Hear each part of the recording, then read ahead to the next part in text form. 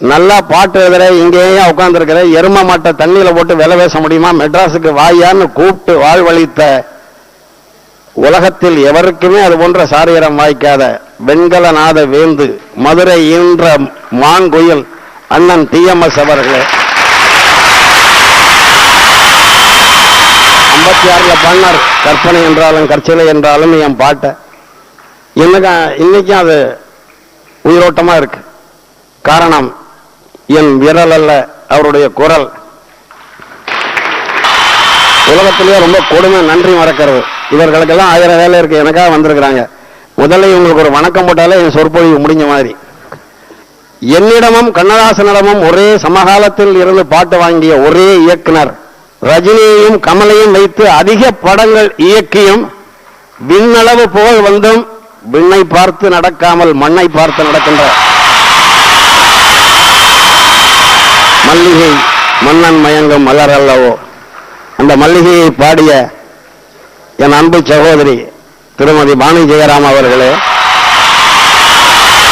நான் பாட்டு வேணும்னு எம்ஜிஆர் சொல்லி உடனே என்னை அழைத்து அந்த படத்தில் எல்லா பாட்டும் ஹிட்டாக்கி அந்த படத்தில் நடித்த கதாநாயகியாகிய திருமதி சரோஜா தேவியும் இங்கு இருக்கிறார்கள். எனக்கு பெரும் புகழை ஈட்டி தந்த படம் தெய்வத்தாய். ஆனால் இதை விட பெரிய இன்ப அதிர்ச்சி, திடீர்னு ஒரு அம்மா வந்து பொன்னாட போத்தினாங்க. போத்தியின் பாதம் தொட்டு வணங்கினாங்க. நிமிர்ந்து பார்த்தேன், ராஜாத்தி அம்மா, கலைஞருடைய வாழ்க்கை துணைவியார்.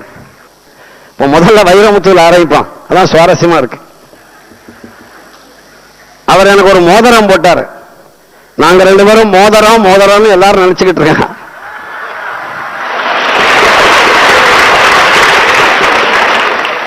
அதை ஒழிச்சு கட்டுறதுக்கு ஒரு மோதிரம் போட்டாரு. அது மாதிரி ரஜினிகாந்த் மிக உயர்ந்த மனிதன். நான் அவரை பத்தி ரொம்ப உள்ளத்துல உயர்ந்த இடத்துல வச்சிருக்கேன்.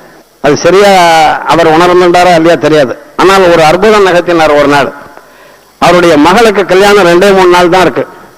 திடீர்னு காரத்தால காரை விட்டு இறங்கி தானே வெத்தலைப்பாக்கு பழம் தட்டு எல்லாம் எடுத்துட்டு என்கிட்ட வந்தாரு. பத்திரிகையை கொடுத்துவிட்டு, நேற்று நினைச்சேன் துர்வாசருக்கு பத்திரிகை தரலையே, மறந்து போயிட்டேன்.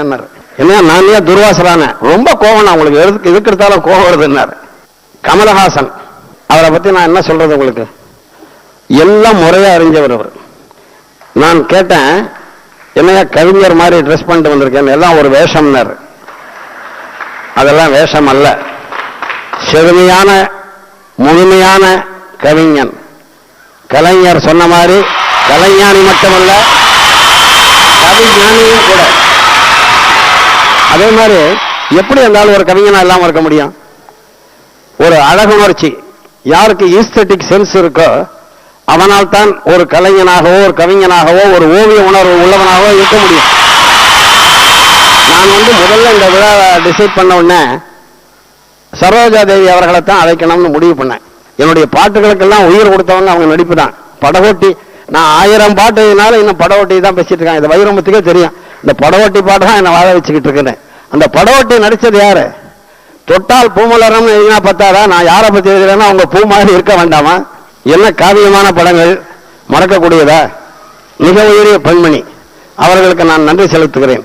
பட் சூர்யா பத்தி ஒன்று சொல்றேன், ரொம்ப ஆச்சரியமான விஷயம். ஒரு கலைஞர் படம் கேசட் வெளியிட்டு விட கமல் கூட வந்திருந்தாரு. நல்ல இருட்டில் நான் உட்காந்துட்டு இருக்கேன்.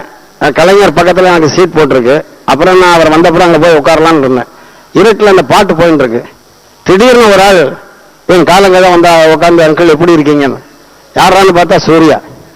ஹார்ட் கேக் இன்னைக்கு ரொம்ப பர்ஃபெக்ட். இந்த சூர்யாவுடைய பண்புகள், ரஜினி, கமல், சூர்யா மிகப்பெரிய நட்சத்திரங்கள் எல்லாம் இரவா புகழோடு இருக்கின்ற காரணம், இன்னமும் லைம் லைட்ல இன்னமும் ஈரப்பசையோடு இருக்கின்ற காரணம், இவர்களெல்லாம் தங்களை வளர்த்துவிட்ட வேர்களை மறக்காத உயிர்கள்.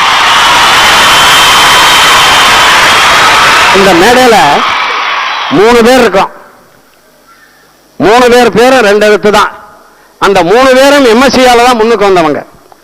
ஒன்று வாலி, ஒன்று பாலு, இன்னொன்று வாணி. இந்த 3 பேரையும் எத்தனை குடும்பங்களை விளக்கேற்றி வச்சிருக்கான் சார் இந்த ஆளு. 20ஆம் நூற்றாண்டு ஈன்றெடுத்த ஈடு இணையற்ற ஒரு இசையமைப்பாளர். இன்னமும் இவருக்கு நிகராக ஒருவன் பிறக்கவில்லை.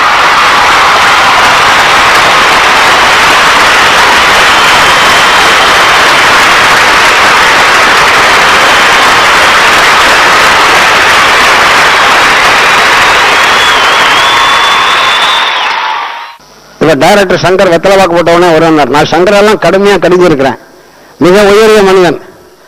இந்த பத்திரிகை கொண்டாந்து கொடுக்குறேன்னா நான் வீட்டுக்கெல்லாம் வரக்கூடாதுங்க. யோ, உன் வீட்டுக்கு நான் பத்திரிகை கொண்டாந்து கொடுத்தா ஒரு கப் காஃபி தர மாட்டியா? நான் வரேன். என்ன 10 நிமிஷம் கழிச்சு போன் பண்றாரு, நீங்க டிஃபன் சாப்பிட வரணும்னாரு. அவங்க மனைவி மிக உத்தமமான பத்தினி.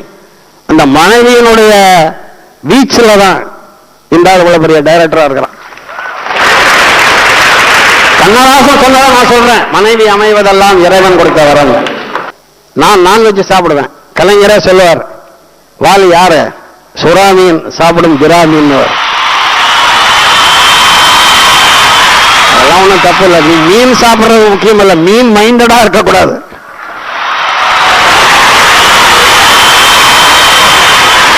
இந்த தமிழ் சினிமாவானதுல 2 நட்சத்திரங்கள் இருந்து இந்த உலகத்தையே தின்னுகிட்டு இருக்கு. அதுதான் ரஜினிகாந்தன், கமலஹாசன்.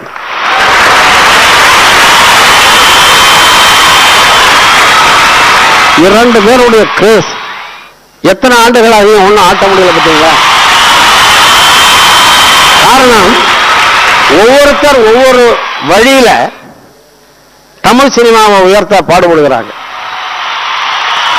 ரஜினிகாந்தனுடைய performance entirely different.